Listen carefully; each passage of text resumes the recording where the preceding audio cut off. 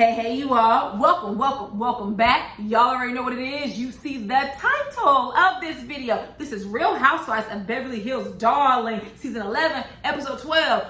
Let me tell y'all something. We got a lot to talk about. And I took pages of notes, so we just gonna go ahead. If I'm looking down a lot, it's because I have a lot to say. And let me tell you something, Dorit and Lisa Rinna, you guys can go rot in hell. Seriously, I was over it. You know, I remember a few episodes back, I jokingly asked, I said, do we like Rinna? I was joking. No, we don't like her. Or her fake blown up lips, but we'll get there. Ooh, I'm gonna calm down because this episode had me on one. The hypocrisy from, I'm not calling no grown ass woman Dorit, from Dorit and Rinna.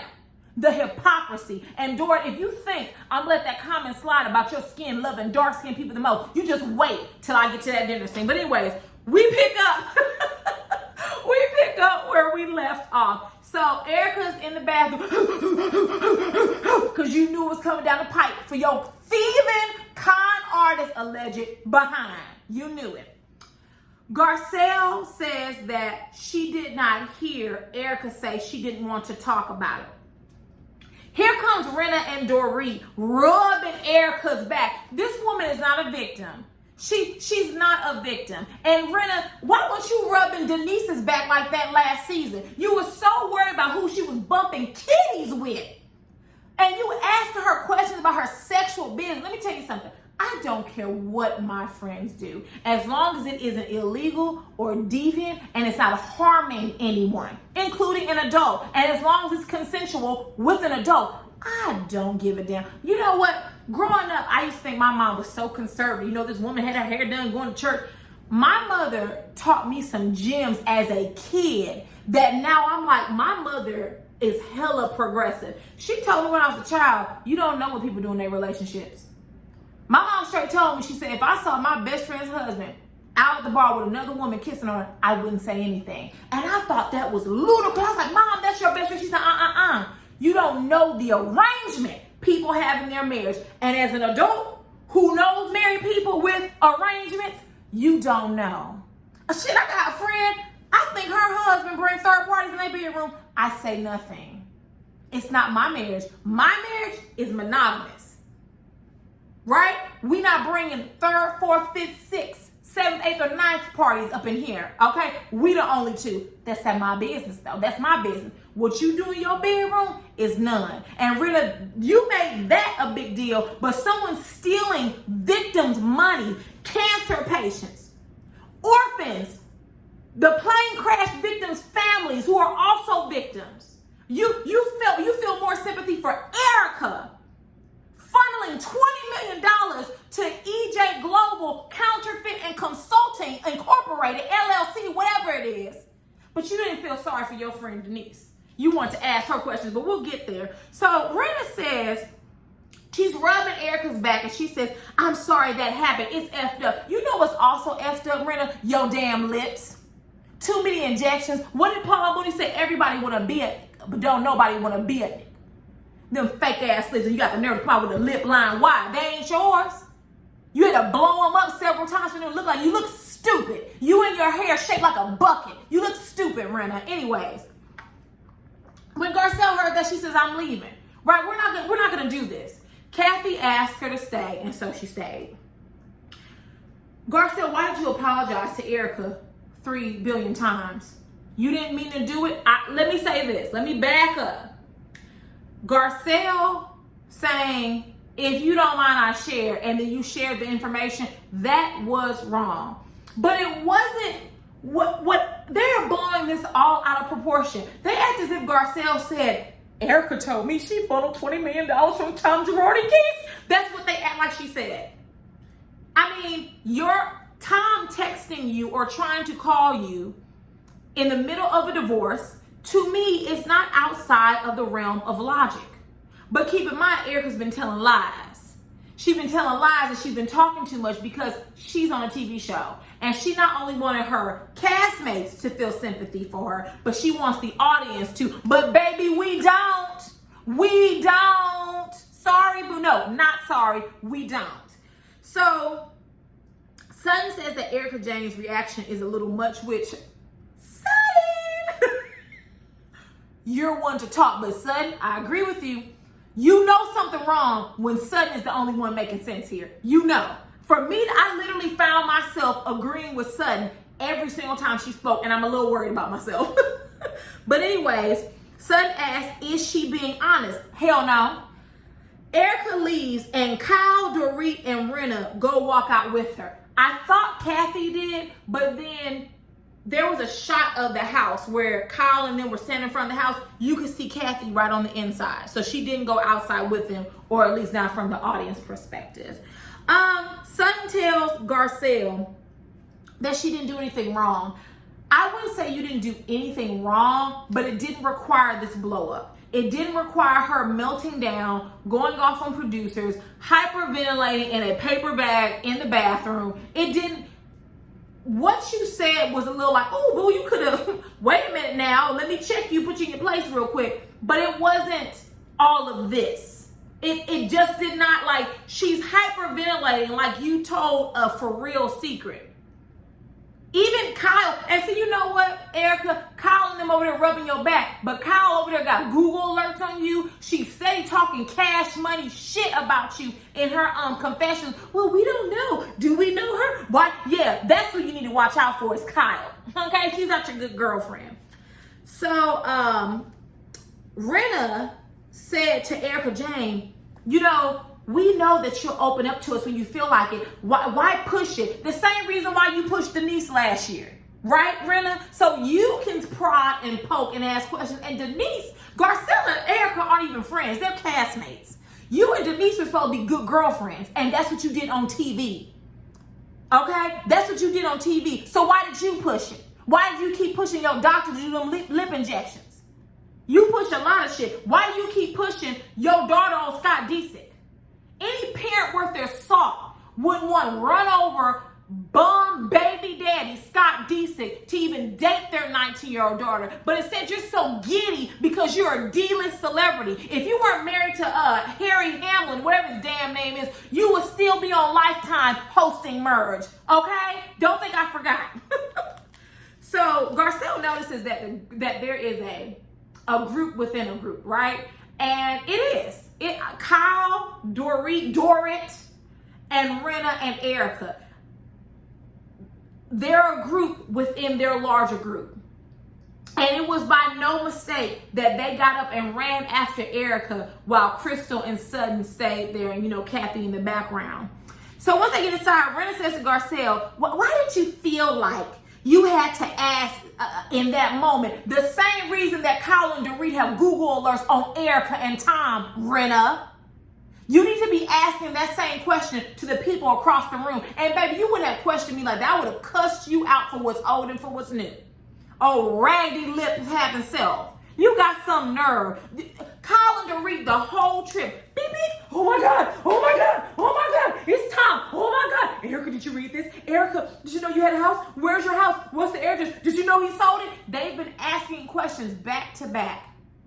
So why is it that Kyle and Dorit can have Google alerts on their phones regarding Tom and Erica, but Garcelle can't ask questions? And Garcelle told her, Erica, to my knowledge, had been sharing the entire trip. I didn't think she would mind to share one more thing. And I said, all right, Garcelle. Dorit said, and see, Dorit, here's what I'm going to get, Dorito. Here's what I'm going to say to you, Dorito. You said for the 15th time, but Erica said she didn't want to talk about it. That question has been asked and answered. Crystal has said multiple times that Garcelle did not hear Erica. And you have asked that question 20 times. I think you were asking it because you were waiting to see if Garcelle's story was going to change. And you don't have the right to question anyone. You and Renna need to shut up. Shut up. Get on my damn nerves. Because Crystal has told you all, we were in the car and she said that Garcelle was not there. She did not hear her said that. Crystal has said that over and over again. So, Dorit, why do you keep asking the question? You've heard the answer. No, you didn't forget it. You heard it. I'm so sick of you, Dory. I'm so sick of you. We've already asked and answered that question. Why are we still asking it? Dummy. Rena, she said, it's not our job to ask questions. Really? Really? You. It's not our job to ask questions. Kyle and Dorita, y'all all have been asking questions all week to Erica. The entire trip. What are you, hypocrites? You and them lying ass lips and that ugly hairstyle, lying ass. It's not our job to question. Oh, really? Roll that beautiful bean footage, Bravo, of all the questions she asked Denise. Would I care if my friend had sex with someone? No, as long as it was consensual, I would give a damn. It's not my business. And you questioned your friend about someone she slept with, and then believe Brandy crackhead Glanville of all people. Girl, bye.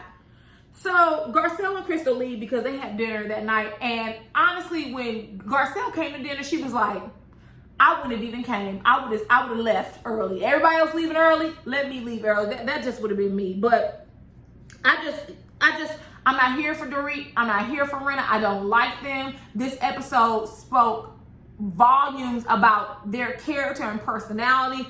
And I'm just gonna leave that right there. So we're gonna go ahead and move on to dinner. For dinner, they're ordering Ruth's Chris, which maybe it's me. I don't care for Ruth's Chris. It's very basic to me. I've been to some wonderful restaurants by way of my parents and by way of my husband and by way of my goddamn self. And Ruth's Chris does not sit at the top for me. Like literally, me and David there be like, oh, you want some Ruth's Chris?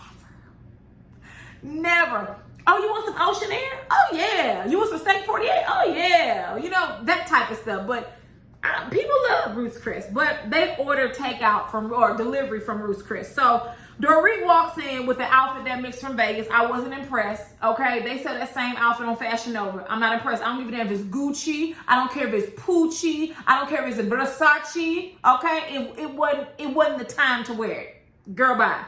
So then Dorito asked if anyone has spoke to Erica Jane. No one cares. No one cares. She left. But Kyle spoke to her, and I guess everything's doing okay. Garcelle says she texted her. Once again, why are we apologizing? Garcelle, you have gotten on bended knee and apologized to this woman. I wouldn't even apologize. For what? You've been sharing all weekend. You said your husband dove off a cliff, then he tumbled. You said you found him, then he called you. You said you haven't talked to him since you left the house, but then he texted you and you tell him not to text you. Liar. Lie, don't I care. Rena, she said, is there anything you can own? Rena, can you own that that's not your lips? Can you own that you're an asshole? Can you own that you're not a good friend? If the answer is no to all of those, then you need to stop asking questions, because just a few seconds ago, you said it wasn't your job to ask questions. So why are you still asking questions, right? Okay. So Garcelle basically says absolutely not. And Dorito said Garcelle was needling. When I tell you, and I don't know, right? Maybe I'm so passionate about this because Garcelle is a black woman, for me, right? But when I strip all that away, even if Garcelle was a white woman, what Dory and Rena are doing is ludicrous. You're needling her. You're telling me Kyle, with the 20 million Google alerts, steady asking this woman questions, isn't needling her? Dorit, go right in hell. You and them appropriated ass fashions that you done got from black women and Asian women, go rot in hell. Next, Crystal goes again to defend Garcelle. And I just want to say this. I stand Crystal Kung Minkoff. Yes, I do. I don't know who taught her how to be a good ally. I don't know if she learned it, but either way, chef's kiss. Bravo, Crystal. I don't stand any housewife on any franchise, but I stand me some Crystal Kung Minkoff. I am here for her. But Garcelle, listen, you ain't got to keep standing up for me. I know who I am. I know I didn't say this to intentionally hurt her. So Renna goes, well, make me understand what happened. Make me understand why you would sell your daughters to the highest bidder in Hollywood, Renna. Make me understand that. Don't you have better things to worry about? Right? Your daughter is dating Scott Disick, a bum and a baby daddy of 3 kids. Make me understand what type of parenting led her to that. Girl, bye. You had the right one. Because I would have got all them chicks together real quick. Just like that. You want to start asking me questions? Because it's not your job to ask questions, right? And I don't have to make you understand anything. You understand real well, Renna. You ain't fooling me. So Garcelle says, I overstepped. Renna goes, that's good. Shut up, Renna. And Garcelle, you said in your confessional, I just said it so she would leave me alone. Well, then stand in your ish, Garcelle. I would have said, I'm not making you understand anything. I told you I didn't ask it intentionally. You got a problem? So what? In the words of my daddy, if you mad, you better get glad. We're not doing this. So anyway, moving on. Dinner starts, and they decide to play a game. I'm going to try to keep this brief. I'm going to try to. But I could not believe what I was watching at 5 o'clock in the morning while I'm getting ready for work. I could not believe what I was hearing from Dorit and Kathy Hilton. So here we go. So how it comes up is they were talking about the Confucius thing and how some of them were like, that was racist. And, Crystal was able to laugh it off, whatever. It couldn't be me. So Kathy points to Crystal and says, see, I heard you had an issue with someone saying they don't see color. I grew up with Michael Jackson, and he even told me he didn't see color. That in itself is just ignorant, Kathy. And let me tell you why. You're justifying your ideology for color blindness based upon a black man who told you one thing, but have y'all listened to Michael Jackson's music? You talking about someone who loves music. Like, I literally know every song. I don't know why God did not bless me with the talent to be an entertainer, because if you think Beyonce is something, I love to sing, can't sing. Michael Jackson discussed racism and hatred in many of his songs. Very popular ones. All I want to say is that they don't really care. Honey, he messed around and said, screw me on his song, and baby, they was up in arms, but did he lie? Who is Hollywood ran by? He knew exactly what he was saying and didn't back down. Not that I remember. Some of y'all Michael Jackson saying, tell me differently. But he often addressed racism in his music. Just because he said to your white self, oh yeah, I don't see color. Girl, he was lying. Okay? He was lying. So having privilege to say you don't see someone's race, that's why I can't stand when I hear white people or non-black people of color say, oh, everyone is white, green, purple, and red. Baby, purple, green, red, blue people don't exist. Not on this planet, at least. Not on Earth. Okay? We don't have those colors, right? So stop telling me you're colorblind. It's not that I don't want you to see me for a black woman, and Garcelle made this point. It's just that we're not treated the same, right? And oftentimes with colorblindness, the myth of meritocracy often accompanies that. That goes hand in hand. This myth that everyone can succeed, you just have to try hard, completely ignoring institutionalized systems of racism, discrimination, sexism, all types of hatred that prevents you, that gives you roadblocks to the next step. There are certain colleges and universities you can't even get into. Anytime a white parent can pay someone to have their children admitted into a Ivy League school and didn't even get a year in jail, that is a privilege, Kathy Hilton, Dorit. So it's a privilege for you to be able to say, oh, well, I don't see color. That's ignorant. That's racist. That's a microaggression. I don't want you to not see that I'm black or that I'm Asian or that I'm Filipino or Persian. I don't want to be discriminated because of it. That's all we ask for is equality. And I don't know why we ask anymore. We need to just take that shit. This myth that everyone is equal, and Garcelle said, we're not equal. We're not treated equally. I'm not, listen, let me tell you something. I don't feel that I'm not equal. I'm not treated equally. I'm not. And the fact that Kathy and them sat around with glazed eyes, it is a privilege to be ignorant to race relations in this country. It is a privilege to not know these things. It's a privilege. And you have it, Kathy, and every other white woman sitting at that table. So Crystal intervenes and she says, listen, it exists. People attacked me and my brother growing up. But her parents told her, you know, just keep your head down and walk away. And that's why I wonder how Crystal was able to become an ally. Because her mentality is to be the model minority, really, right? Not to cause trouble, right? And she's an ally and she speaks up, and she even said in her confessional, I feel very strongly about this. And me too. No one wants to be treated differently. Do you think I want to talk about race and hatred and discrimination? No, I don't. I would love to be privileged to not have to worry about my husband driving to work.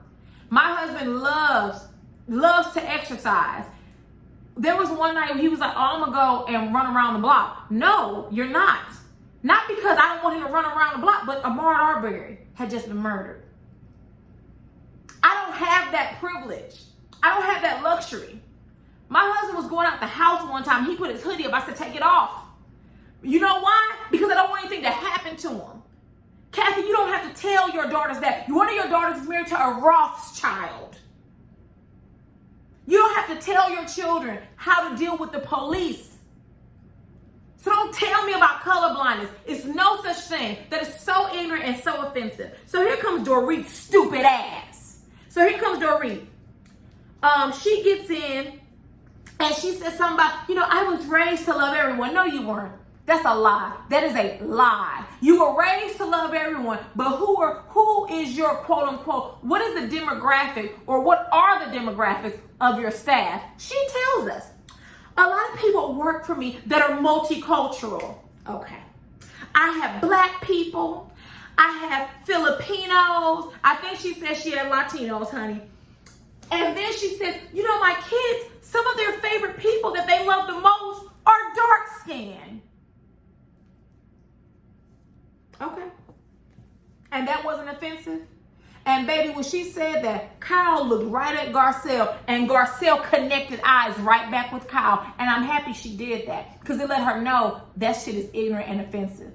And Garcelle pulled her card. She said, is it only people of color who are your staff? Now, how I understood the question is, I think that what Garcelle was asking is, do you only have black people, Filipino people, Latino people, and the like working for you, or do you actually have friends and family members of those different multicultural backgrounds? No, I have white people working. How many compared to the black and Filipino and Latino? Oh, okay. Because you only have them in a servant role. And let me say this, ain't nothing wrong with domestic labor. It is a job. But it is offensive. Just like, what's her name? That dumbass, her mama just got kicked off the top. Kelly Osbourne. Trump, if you kick all the Latinos out the country, who's going to clean your toilets? Girl, what? That is the equivalent of what Dorit said.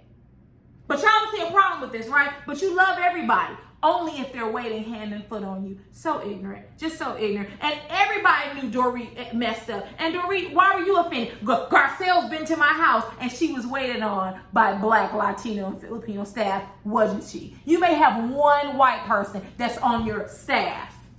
My kids love dark-skinned people the most. You ignorant cuss, you.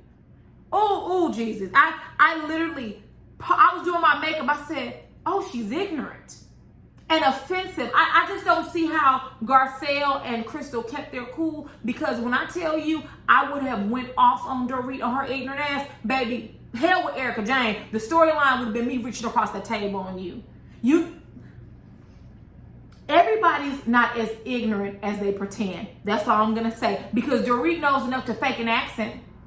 That woman is from America. Oh, my name is Dorit, and I have a... Where's this accent coming from? That woman ain't stupid, but anyway, we moving on. The next day, they're preparing to leave. Thank God, I'm so tired of La Quinta. I don't ever want to see La Quinta again. Not in this group, at least. They wore me thin this episode. So guess who gets another Google alert? That's right, Kyle does. And this time it's from the LA Times, and it's called The Rise and Fall of Erica Jane and Tom Girardi. And baby, it goes in depth. See, this ain't no blog, right? This ain't no blog site. This is the LA Times. And they are basically detailing how Tom has diverted funds from Girardi Keith's law firm into other areas. One of them being Erica Jane Global LLC. EJ Global Consulting, more like EJ Counterfeit and Associates Consulting. Who are you consulting?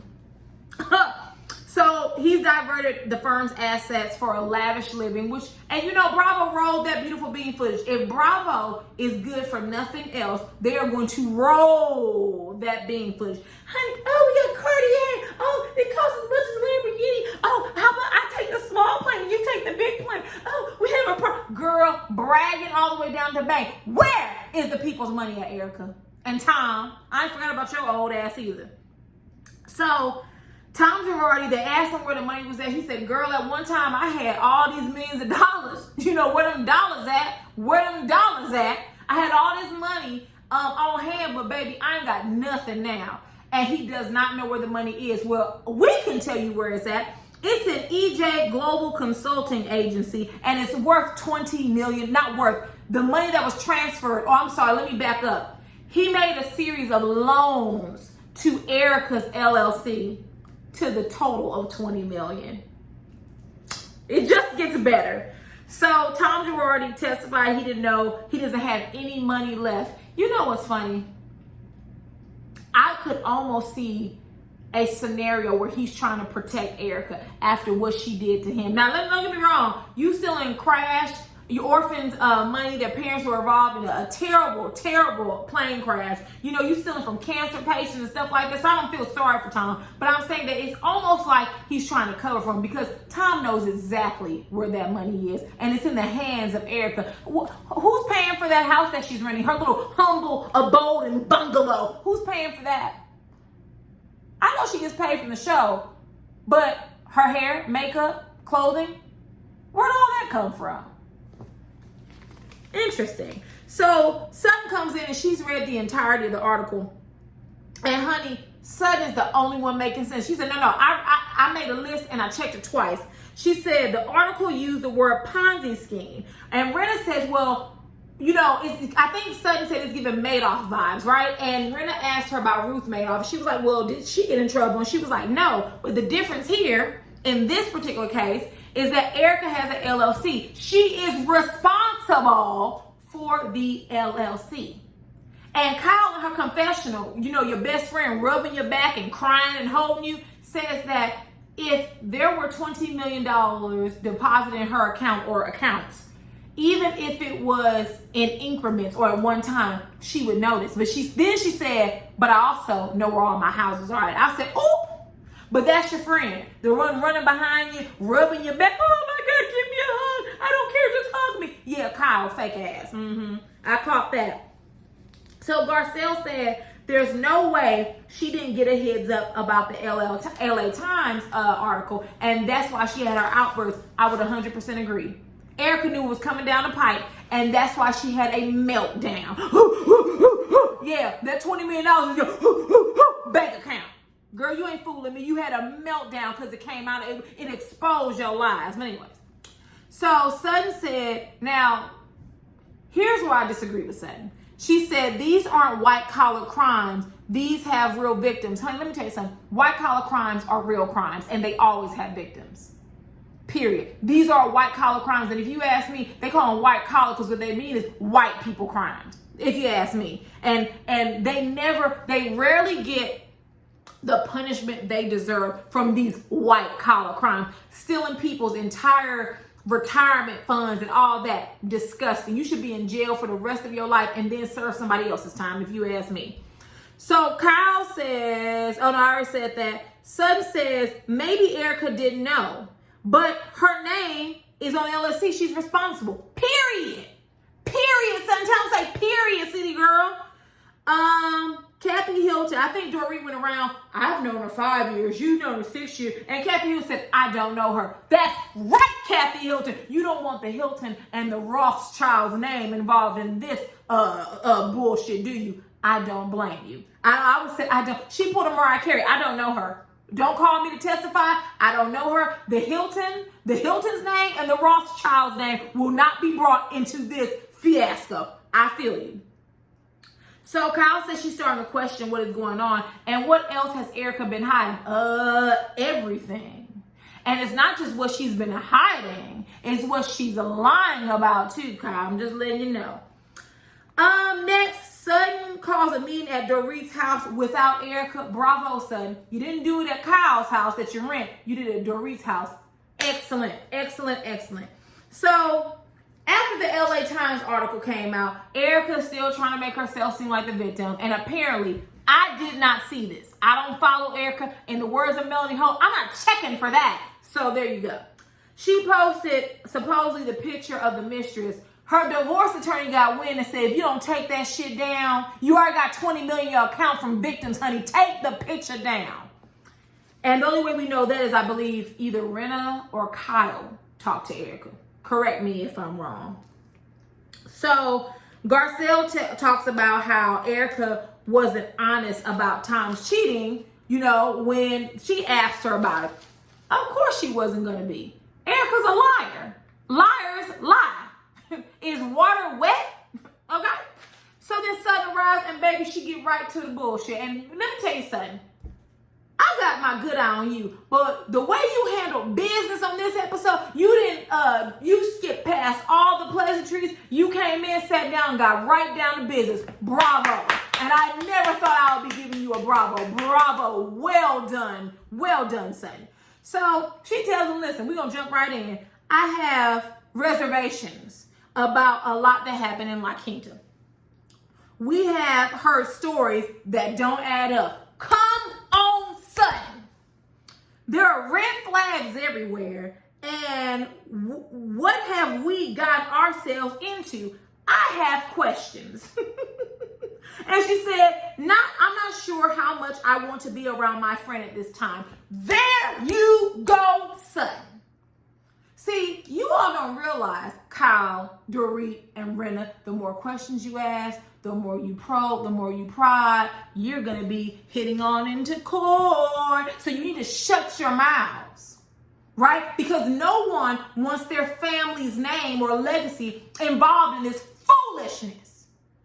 Every time I hear Dorit and Kyle and Lisa Rena, whatever her dumbass name is, they have sympathy for Erica. Erica has $20 million in her LLC, which they were diverted funds from Girardi Keith's law firm. Explain to me how that happened and tell me Erica didn't know. I would love to hear that Erica didn't know 20 million was sitting in her account. Because here's the thing, if she didn't know, then it should still be there. There's bank statements, there's everything else. Where are they at?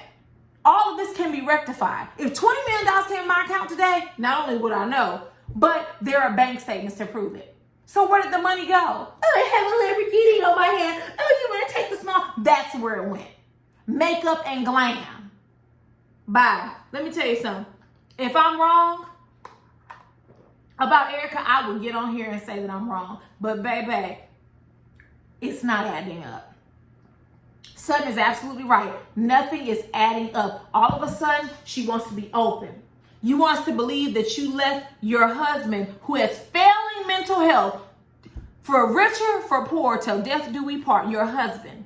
And you left him while his mental health is failing or degrading.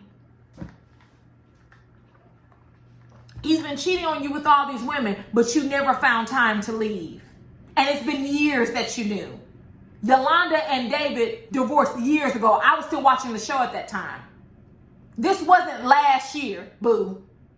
And you still stayed. This man almost killed himself by hurling him and his car off the side of a cliff. Oh, oops, he tumbled. It doesn't add up. In the words of my father, he has a saying that he says two different ways. You're pissing on me and telling me it's sweet milk. He also says, you pissing on me and telling me it's raining outside. And that's exactly what Erica is doing. So, if there's nothing else, woo Jesus, y'all get down in the comments and tell me what you thought about this episode. Tell me what you thought about what Dorit said. What do y'all think about Erica? Do you think she knew? Do you think she is unaware of the $20 million being in her account for EJ Global Consulting? Although I don't know who the hell Erica is consulting. But tell me what your thoughts are. I'm willing to hear difference of opinions. Hell, I'm not always right, but I do know bullshit when I smell it. So, if there's nothing else, I will see you all later. Mwah. Bye-bye.